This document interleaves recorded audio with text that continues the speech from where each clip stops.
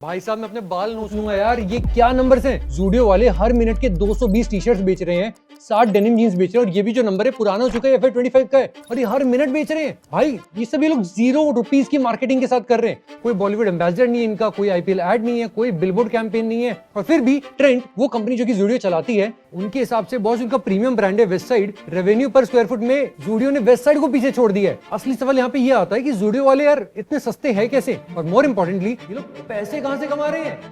और पता है इस सवाल का जवाब आपको एक पूरी कहानी देता है, क्यों ये मॉडल कॉपी करना उतना आसान नहीं है जितना कि लगता है, और क्यों रिलायंस ने एक बैंड चाइनीज ऐप के साथ हाथ मिलाया है, क्यों ये रिटेल वॉर एक्चुअली एक एल्गोरिथम वॉर बन गई है।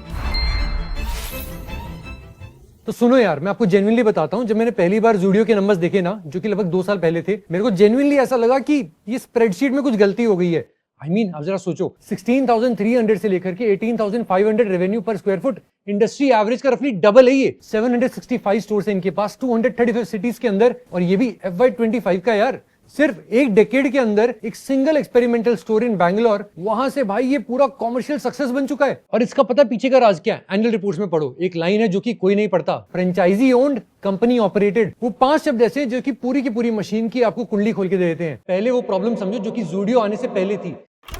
इंडिया का जो क्लोथिंग मार्केट है, जो कि कपड़ा बाजार भी हम जिसको कहते हैं, हिस्टोरिकली वो 2 वाटर टाइट कंपार्टमेंट्स में डिवाइडेड था। ऊपर वाले टियर में थे प्रीमियम ब्रांड्स ज़ारा, H&M और उनके सारे इंडियन काउंटर पार्ट्स, सिर्फ टियर 1 सिटीज में, सिर्फ अपर मिडिल क्लास के साथ। नीचे था vast amount of unorganised sector, market का 70 to 80% था ये। Local boutiques, garment shops, road side bazaars. Local boutique वाला सूरत या तिरुपुर की होलसेल मार्केट से बल्क में माल लेके आता था, 300% का मार्कअप लगा करके आप लोगों को बेचना शुरू कर देता था। टियर 2 टियर 3 के हर मार्केट में यही सब हो रहा था। क्वालिटी इरेगुलर होती थी, डिजाइन थोड़ा सा पुराना होता था, और मिडिल क्लास को ये ही मिलता था, एक reluctant compromise between affordability and modern styling. और ये जो पूरा का पूरा सिस्टम बना होता है, इसको 3 चीजों ने मिलकर तोड़ा। एक था प्राइसिंग फिलॉसफी, और एक था जीरो कॉस्ट मार्केटिंग ट्रिक, और एक था फाइनेंशियल इंजीनियरिंग, जिसमें किसी ने पहले इस एंगल से सोचा ही नहीं था। तो चलो जरा प्राइसिंग से शुरुआत करते हैं। ट्रेडिशनल जो भी रिटेल कॉम्प्लेक्स होते हैं ना, वो सारे प्रमोशनल आर्किटेक्चर पे चलते हैं। End of season sales, buy 2 get 1 free, आपने कई ब्रांड्स पे देखा होगा ना। और साथ में एक और चीज आ जाती है, लॉयल्टी पॉइंट्स का रिडेम्पशन। यही पूरा गेम होता था।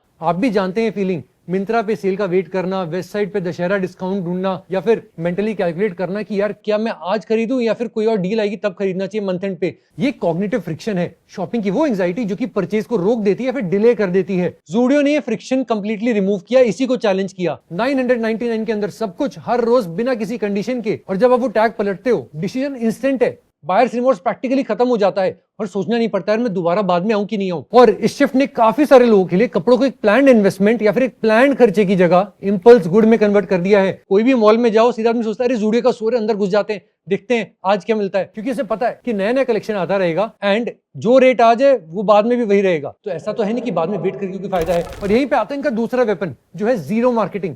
Traditional fashion brands 8 to 15% of अपना टोटल टॉप लाइन यानी कि रेवेन्यू मार्केटिंग पे खर्च कर देती हैं। ब्रांड एम्बेसडर्स लेके आती हैं, टीवी कॉमर्शियल्स करते हैं, कंटिन्यूस डिजिटल एड्स चलते हैं। ये सब कस्टमर एक्विजिशन कॉस्ट है। ज़ूडियो का क्या कितना है? इफेक्टिवली बड़ा वाला जीरो, अंडा। और ऐसा क्यों है? क्योंकि उनके जो स्टोर्स है वो खुद उनका बिलबोर्ड है। लार्ज फॉर्मेट, ग्राउंड फ्लोर, कई बार डबल फ्लोर, कई बार ट्रिपल फ्लोर, ग्लास फसाड होती है, हाई ट्रैफिक वाली सबर्बन लोकेशन होती है। स्टोर को देखो और फुटफॉल आ जाता है। और इनका गेम बहुत सिंपल है, जितना हो सके उतने ज्यादा स्टोर खोलो, और फिर कस्टमर्स आएंगे तो खुद मार्केटिंग का काम अपने आप हो जाता है। ज़ूडियो हॉल की वीडियोस बनने शुरू हो जाते हैं इंस्टाग्राम के ऊपर, यूट्यूब शॉर्ट्स पे, ऑर्गेनिक UGC कंटेंट जो कि जेन्युइनली शेयरेबल होता है, क्योंकि यार लोगों को वैल्यू फॉर मनी मिल रहा है और लोगों को पता चलता है अच्छा यहां से आ रहा है, लोग पहुंच जाते हैं। और इस पूरी स्ट्रैटेजी से जो भी सेविंग्स होती है ज़ूडियो की, वो डायरेक्टली प्रोडक्ट की यूनिट कॉस्ट में कन्वर्ट हो जाती है। मतलब आपका अटेंशन ही उनका एडवर्टाइजमेंट था, आपने उनको सर्विस प्रोवाइड करी है और आपने कोई बिल भी नहीं काट के दिया। लेकिन इन दोनों सवालों के बाद भी एक सवाल अनआंसर्ड रह जाता है, आखिर पैसे कहां से आते हैं? तो देखो इसका जवाब है फोको मॉडल में। फोको मतलब जो भी आपको बताया था, फ्रेंचाइजी ओन्ड, कंपनी ऑपरेटेड। ये एक बहुत ही कैपिटल एफिशिएंट मोट है जिसके ऊपर ज़ूडियो की पूरी जर्नी खड़ी हुई है। देखो समझने के लिए जरा 2 अल्टरनेट मॉडल्स को कंपेयर करते हैं। कोको मॉडल में क्या होता है? Company owned, company operated. जो भी पेरेंट कंपनी होती है उसको हर स्टोर के लिए केपेक्स देना होता है, इंटीरियर करना होता है, लाइटिंग करनी होती है, फ्लोरिंग करनी होती है, फिक्सचर्स करनी होती है, सिक्योरिटी डिपॉजिट, सब कुछ। एक 7,000 से 10,000 स्क्वायर फुट का जो स्टोर होता है उसके ऊपर ही 2 करोड़ से 4 करोड़ आराम से लग जाते हैं। 700 प्लस स्टोर्स मल्टीप्लाई करके देखो, थाउजेंड्स ऑफ करोड़ का कैपिटल, बैलेंस शीट पे मैसिव वेट। भाई साहब ये बहुत ज्यादा होता है। और फोफो में वेल फ्रेंचाइजी सब कुछ करता है लेकिन ब्रांड कंट्रोल जाता है, क्वालिटी थोड़ी सी डाइल्यूट होती है, एक्सपीरियंस इनकंसिस्टेंट हो जाता है, ब्रांड इक्विटी भी स्लोली डिस्ट्रॉय होती है। फोको इन दोनों के बीच का रास्ता है। मतलब क्या हुआ, लोकल फ्रेंचाइजी पार्टनर अपना पैसा लगाता है, रियल एस्टेट, इंटीरियर, लाइटिंग, सब फ्रेंचाइजी का केपेक्स, लेकिन ट्रेंड पूरा का पूरा ऑपरेशंस कंट्रोल करता है, inventory, staff, pricing, merchandising, training. मतलब समझे, फ्रेंचाइजी का पैसा और ट्रेंड का कंट्रोल। इसको ऐसे समझो जैसे एक प्रॉपर्टी डेवलपर अपनी कॉस्ट पे बिल्डिंग बनाता है और एक एस्टैब्लिश होटल चेन उसे ऑपरेट करती है बिना किसी भी रुपीस को लगाए। डेवलपर को गारंटीड फिक्स रिटर्न मिलता है, चेन को प्रीमियम लोकेशन मिलती है without tying up any capital, उनका केपेक्स लगा ही नहीं। पर चलो अब जरा फाइनेंशियल ब्रेकडाउन भी देख लेते हैं। ग्रॉस मार्जिन टिपिकली इनका 38% के आसपास होता है, फ्रेंचाइजी को अप्रोक्सीमेटली 16% रेवेन्यू शेयर मिलता है, उनकी केपेक्स का रिटर्न कवर करने के लिए होता है ये। लेकिन ट्रेंड के पास एंड में क्या बचता है, 5% का नेट मार्जिन। लेकिन ये जो 5% है प्रैक्टिकली जीरो ओन्ड कैपिटल पे अर्न हो रहा है। ट्रेंड का कैपिटल सिर्फ फास्ट मूविंग इन्वेंट्री पे लगा है, ना कि डेप्रिशिएटिंग स्टोर फिक्सचर्स में। आरओसी के हिसाब से सोचे, यानी कि return on capital employed extra ordinary हो जाता है। और यही ROC self sustaining debt free expansion को फ्यूल करता है। और यही कारण है कि ये क्या कर रहे हैं, 131 stores in a single quarter अभी लेटेस्ट वाले में। फोको के बिना बैलेंस शीट ये कभी भी सपोर्ट नहीं कर सकती थी, और करती तो ये बहुत बड़ा खर्चा होता, जो कि इनके लिए जस्टिफाई करना बहुत मुश्किल हो जाता। सप्लाई चेन का लेकिन लास्ट पीस है जो है डिजाइन टू शेल्फ। अब जरा उस पे जरा समझते हैं कि क्या हो रहा है यहाँ पे। जो ट्रेडिशनल फैशन होता है ना, वहाँ पे 90 से 120 दिन लगते हैं मैन्युफैक्चरिंग से स्टोर पे सामान आने में। ज़ूडियो का साइकिल 15 to 45 डेज का है एंड 100% डोमेस्टिक सोर्सिंग है। टेस्ट एंड स्केल की मेथोडोलॉजी है कि बस लिमिटेड बैच बनाओ, सेलेक्ट स्टोर्स में डालो, रियल टाइम सेल थ्रू देखो, चल रहा है तो इंस्टेंटली और स्केल करो और ज्यादा ऑर्डर दो और फटाफट लेके आओ, नहीं चल रहा है तो लाइन को स्टॉप कर दो। और इसका साइड इफेक्ट होता है मैन्युफैक्चर्ड फोमो। जब शॉपर को पता है कि यार ये 499 का जैकेट अगले हफ्ते कंप्लीटली न्यू कलेक्शन से रिप्लेस हो जाएगा, वो आज ही खरीद लेता है। रिजल्ट, अनसोल्ड इन्वेंट्री खाली 5 to 7% के आसपास होती है एंड क्लियरेंस सेल्स की जरूरत ही नहीं पड़ती है। अब ये सब एक साथ देखते हैं, जीरो मार्केटिंग स्पेंड, फ्रेंचाइजी का capex and of course 15 to 45 days का supply chain, 5 to 7% of unsold inventory, 16,000 plus revenue पर स्क्वायर फुट। एक सेंटेंस में बोलता हूं, ज़ूडियो एक फैशन कंपनी नहीं है, एक प्रेसिजन इंजीनियर डिस्ट्रीब्यूशन मशीन है जिसमें फैशन सिर्फ पैकेजिंग का काम करता है। और ये रियलाइजेशन क्यों इंपॉर्टेंट है, इसलिए क्योंकि अभी एक चैलेंज आ रहा है जो कि इस मशीन के लिए जेन्युइनली एग्जिस्टेंशियल है। वो ऐप जो कि 2020 में इंडिया से परमानेंटली बैन हो चुका था, चाइना का शीन, वो वापस आ चुका है रिलायंस इंडस्ट्रीज के साथ। और यहाँ वो एंगल है जो कि ऑलमोस्ट कोई नहीं बता रहा है। शीन इंडिया इसलिए नहीं आया है क्योंकि रिलायंस चाहता है, शीन इंडिया इसलिए आया है क्योंकि अमेरिका ने एक ऑब्सक्योर ट्रेड लूपहोल को बंद कर दिया है। अमेरिका में एक प्रोविजन था, डी मिनिमिस का एग्जेम्पशन, जिसमें $800 से कम के वैल्यू का कोई भी पैकेज होना वो अमेरिका में बिना किसी भी इंपोर्ट ड्यूटी के एंटर हो सकता था। शीन का पूरा जो यूएस का बिजनेस मॉडल था ना, वो इसी एक रूल पे बना हुआ था एंड चाइना से direct small packages duty free door to door एकदम शिप हो रहे थे। और 2023 की अगर हम बात करें, यूएस में जितने भी डी मिनिमिस पैकेजेस हैंडल हुए ना, उसके 30% अकेले शीन की तरफ से थे। फिर आया 2024 जहां पे यूएस कांग्रेस ने ये पूरा एग्जेम्पशन सिग्निफिकेंटली रेस्ट्रिक्ट कर दिया। अमेरिकन मैन्युफैक्चरर्स की सालों की लॉबिंग के बाद ये फाइनली हो गया था ओवरनाइट। लेकिन शीन का जो यूएस का कॉस्ट स्ट्रक्चर है फंडामेंटली ऑल्टर हो गया, ड्यूटीज पे करनी पड़ेंगी और प्राइसिंग एडवांटेज भी इरोड हो गया था। तो शीन ने चाइना +1 की स्ट्रैटेजी ली, मैन्युफैक्चरिंग को डाइवर्सिफाई करो, ब्राजील में कुछ, टर्की में कुछ और इंडिया में बहुत कुछ। देखो, इंडिया में 25,000 से ज्यादा एमएसएमईज हैं जो कि कपड़े बनाते हैं। मेक इन इंडिया का पुश है, पीएलआई स्कीम्स हैं और लोकल मैन्युफैक्चरिंग का मतलब है कि कोई इंपोर्ट ड्यूटी भी नहीं है, रिड्यूस लीड टाइम्स भी है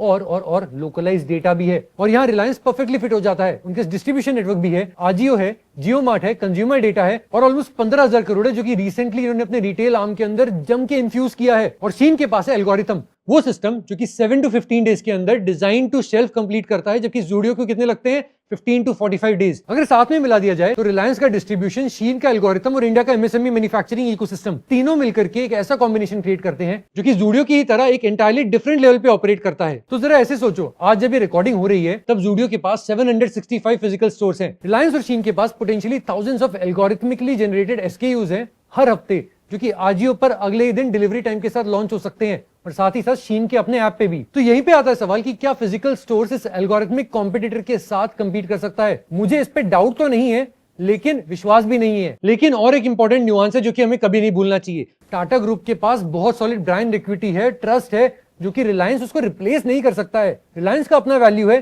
तो टाटा का भी है। इसका भी एक एग्जांपल ले लो, इन FY24 ज़ूडियो 199 की परफ्यूम बेच रहा था, 19 अलग फ्रेग्रेंसेस हर मिनट, और ये सिर्फ इसलिए हो रहा था कि टाटा का नाम रिसीप्ट के ऊपर था। कोई नया प्लेयर ये नहीं कर सकता था, ये ट्रस्ट एक एल्गोरिथम क्रिएट नहीं कर सकता। लेकिन अगर रिलायंस और शीन कंसिस्टेंटली एग्जीक्यूट करे आने वाले 5 साल तक तो शायद कुछ तो इंपैक्ट आ सकता है। दोस्तों, मैं एक ऑनेस्ट ओपिनियन यहाँ पे रखना चाहता हूँ। कई लोग कहेंगे कि यार ज़ूडियो की फिजिकल डेंसिटी अनबीटेबल मोट है और रिलायंस सिर्फ कैपिटल थ्रो कर रहा है without a real answer to the experience. मैं ये कहूंगा कि यार आंसर बहुत ज्यादा कॉम्प्लेक्स है और इस वॉर में फिजिकल स्टोर्स एक नेसेसरी कंडीशन तो है लेकिन सफिशिएंट नहीं है। आप क्या सोचते हो कमेंट्स में बताओ। लेकिन ये पूरी पिक्चर, ज़ूडियो की मशीन, रिलायंस और शीन का काउंटर, ये वो एक ऐसा हिस्सा है जो कि बैलेंस शीट्स पे इजीली नहीं समझ में आएगा आपको। और हाँ, एक और हिस्सा है जो कि बैलेंस शीट पे आता ही नहीं है। वो हिस्सा उन लोगों की दुनिया में जो कि कपड़े एक्चुअल में बनाते हैं, बेचते हैं और जिनकी दुकानें बंद हो रही हैं। और उनके लिए रेवोल्यूशन कैसा दिखता है वो मैं अगले डीप डाइव में बताऊंगा कि वो अपने आप में बहुत बड़ी कहानी है। इसी के लिए सब्सक्राइब का बटन दबा दो, वो जो बेल आइकन है उसे भी जरूर दबाना। मैं हूं Jayant Mundra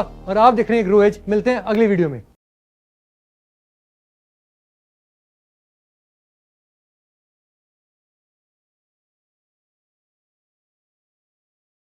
Investment in securities market are subject to market risks. Read all the related documents carefully before investing. Please read the risk disclosure documents carefully before investing in equity shares, derivatives, mutual fund, and or other instruments traded on the stock exchanges.